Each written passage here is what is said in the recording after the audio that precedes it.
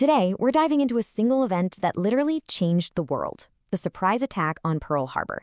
It was this massive, calculated gamble that finally pulled a very reluctant America into the biggest war in human history. So let's get into how it all happened and why. You've probably heard these words before. This is what President Franklin D. Roosevelt said to capture the sheer shock and outrage of an entire nation. This one sentence, it really set the stage for America's entry into World War II. And that shock, it was rooted in an absolutely devastating human cost.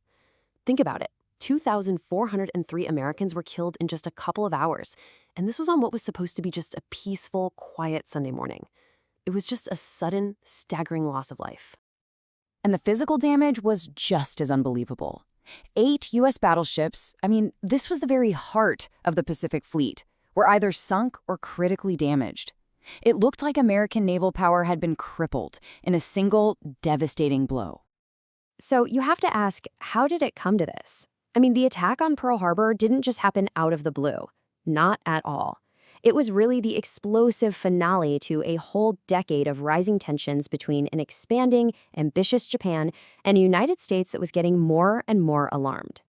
The road to war really starts way back in 1931 with Japan's invasion of Manchuria.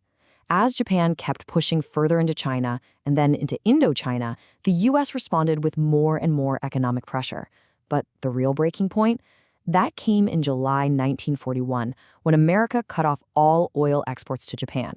For Japan's military, no American oil meant they would grind to a halt. The clock was officially ticking. So by November 1941, diplomacy was on its last legs. Japan made an offer, a minor withdrawal, but the U.S. came back with the hull note, demanding a complete and total retreat from China and Indochina. For Japan's military leaders, that was just impossible to accept. But here's the really critical part you have to understand. This whole diplomacy thing, it was basically a charade. As these final notes were being passed back and forth, Japan's massive attack fleet was already steaming in total secret across the Pacific. With the door to peace pretty much slammed shut, Japan moved ahead with Operation Z. And this was, without a doubt, one of the most audacious and meticulously planned surprise attacks in all of military history. The man behind the plan, the architect, was Admiral Isoroku Yamamoto. He was the commander of Japan's combined fleet, and he was convinced that a single, swift, devastating blow against the U.S. Pacific Fleet was the only way Japan could secure its conquests in Southeast Asia. So what was Japan actually trying to achieve here? Well, it was a multi-part plan. First, just knock out the American fleet so it couldn't interfere. Second, buy themselves enough time to conquer and fortify this huge new empire. And third, they hoped to hit American morale so hard that the U.S. would just negotiate for peace. It was an enormous, high-stakes gamble, for sure. And so all that meticulous planning came down to this one moment on a quiet Sunday morning. The target, Pearl Harbor, where the bulk of the U.S. Pacific Fleet was just sitting there peacefully at anchor. To pull this off, the force Japan put together was just incredible.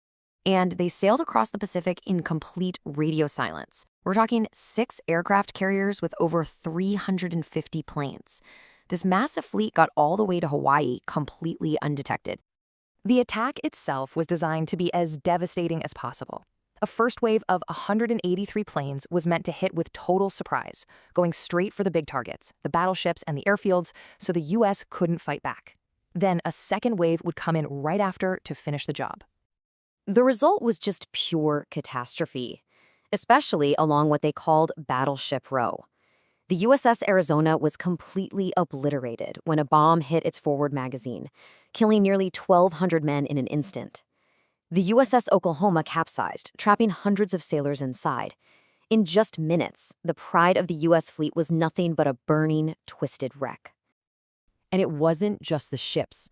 On the airfields, U.S. aircraft were parked wingtip to wingtip, which made them incredibly easy targets. America lost 188 planes, most of them before they ever got off the ground. Japan, they lost only 29. The element of surprise had worked perfectly.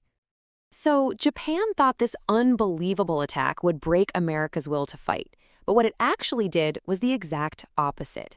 They'd hoped to shatter American morale, but instead, they forged this unbreakable resolve that would completely change the course of the war. And this brings us to the central question of the entire attack. I mean, from a purely military point of view, it was a stunning, brilliant success. But in the long run, was it a catastrophic strategic mistake for Japan? You see, for all its success, what the Japanese attack failed to destroy turned out to be even more important.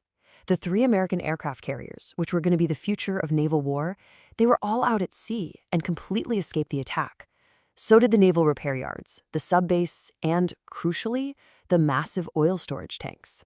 This oversight, it would prove fatal for Japan. It allowed the U.S. Navy to repair, refuel, and fight back way faster than anyone thought possible. And fight back they did. The political fallout was immediate. An America that had been fiercely isolationist was suddenly unified overnight. The very next day, Congress declared war on Japan, and just like that, the U.S. was officially in the Second World War. You know, in the end, maybe the best summary comes from one of Japan's own commanders, Admiral Chuichi Hara. His words really capture the ultimate irony of Pearl Harbor. It was a brilliant military operation that, by awakening that sleeping giant, ended up sealing his own nation's defeat.